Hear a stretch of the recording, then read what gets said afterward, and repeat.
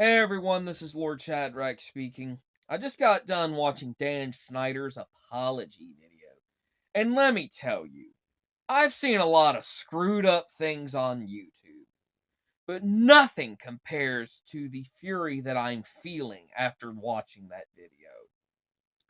Apparently, Dan Schneider has been exposed as being a pervert and accused of doing a lot of inappropriate things on the Nickelodeon shows that he was part of.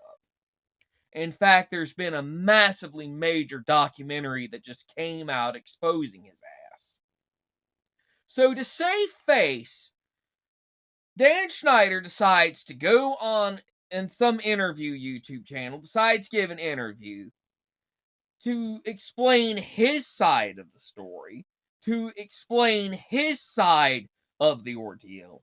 And let me tell you, it was the most screwed up, inane thing I'd ever seen. Apparently, it's 19 minutes of Dan Schneider just talking a bunch of nonsense. You know, that entire time I was watching it, the entire time I saw that interview, I came this close to wanting to punch my screen. It was unreal. You know, if you're going to work with children in television, if you're going to work with children on movies and teenagers as well, you have to understand there are limits and laws that relate to these children. There are things you cannot do. There are things you cannot make them do. Because to do so would not only violate legalities, it would also be pushing the limit. Now, bear in mind that there was also mention in this interview, bear in mind, there was also mention of Brian Peck. And the defense that Brian Peck had was very disgusting. So this guy violates this teen actor and gets away with it scot-free.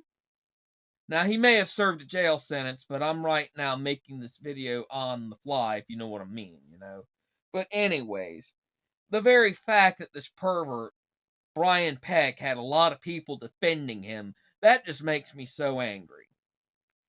And the fact that Brian Peck also went over to Disney makes me ponder if Disney does anything in the way of background checks. Wow, Brian Peck is a pervert. Wow, Brian Peck did something perverted. So we're going to hire him on Disney. Wow, cool. And I'm being sarcastic in case anyone doesn't realize that.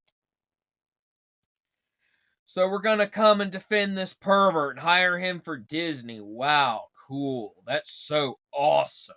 Ugh. Ugh. As for Dan Schneider himself, he tries, like I said, defending his actions. And Dan Schneider, if you want to see some really bad acting, if you want to see some bad acting in that video, at some point, Dan Schneider, he shed some real crocodile tears expressing how bad he felt in regard to Brian Peck. Ugh. If Dan Schneider was really apologetic, instead of going on this interview or show or whatever it was, this guy would have called up everyone that ever was offended, and he would have said, hey guys, I'm sorry I acted like a jerk, I acted like a bully. I realized at the time I thought I was right, but I realized I was wrong. Now, I've not seen the actual interview myself, but a number of people that have told me and have spoke about it say that it's very intense and it's very shocking. Now, like a lot of people in the 90s, I grew up watching Nickelodeon. I watched a few shows. I watched Kenan and Kel. I watched all that. And just to name a few. I didn't see Drake and Josh. I didn't see that. I had long since outgrown Nickelodeon by that point. But the very fact that these kids went through a lot on these shows, just to make a quick buck for Dan Schneider, that just angers me. Because, like I said, if you're going to work with teenagers on television, you should at least understand the limits and the legalities involved in dealing with teenagers and children.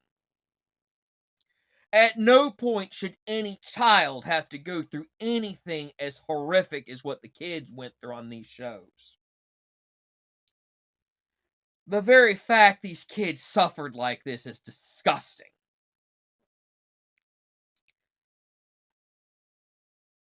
The very fact that now we can no longer watch these shows without realizing what kind of a monster Dan Schneider is and what kind of a sick pervert Brian Peck was.